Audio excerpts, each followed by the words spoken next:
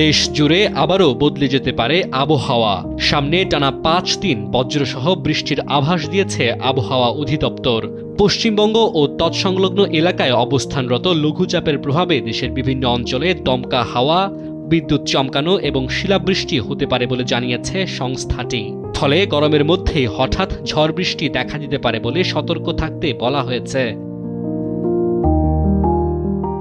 শুক্রবার সন্ধ্যা ৬টা থেকে পরবর্তী ১২০ ঘণ্টার পূর্বাভাসে আবহাওয়া অধিদপ্তর জানায়, মৌসুমের স্বাভাবিক লঘুচাপ বর্তমানে দক্ষিণ বঙ্গোপসাগরে অবস্থান করছে।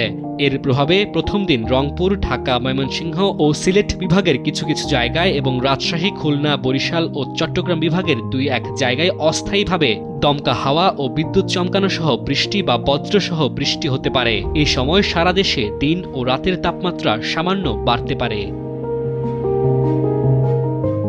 শনিবার দ্বিতীয় দিনে রংপুর, রাজশাহী, ঢাকা, ময়মনসিংহ ও সিলেট বিভাগের কিছু কিছু জায়গায় এবং খুলনা, বরিশাল ও চট্টগ্রাম বিভাগের ২-১ জায়গায় দমকা হাওয়া ও বজ্রসহ বৃষ্টির সম্ভাবনা রয়েছে।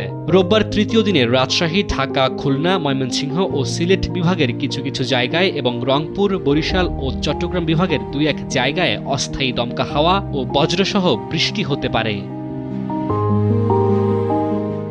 সোমবার চতুর্থ ও মঙ্গলবার পঞ্চম দিনে দেশের সব বিভাগের ২-১ জায়গায় অস্থায়ীভাবে দমকা হাওয়া ও বিদ্যুৎ চমকানো সহ শিলাবৃষ্টি হতে পারে। এই সময় তাপমাত্রা প্রায় অপরিবর্তিত থাকবে, তবে পঞ্চম দিনে দিন ও রাতের তাপমাত্রা সামান্য বাড়তে পারে। আবহাওয়া অধিদপ্তর জানিয়েছে, বর্ধিত ৫ দিনের আবহাওয়া অবস্থায় বজ্রসহ বৃষ্টির প্রবণতা অব্যাহত থাকতে পারে।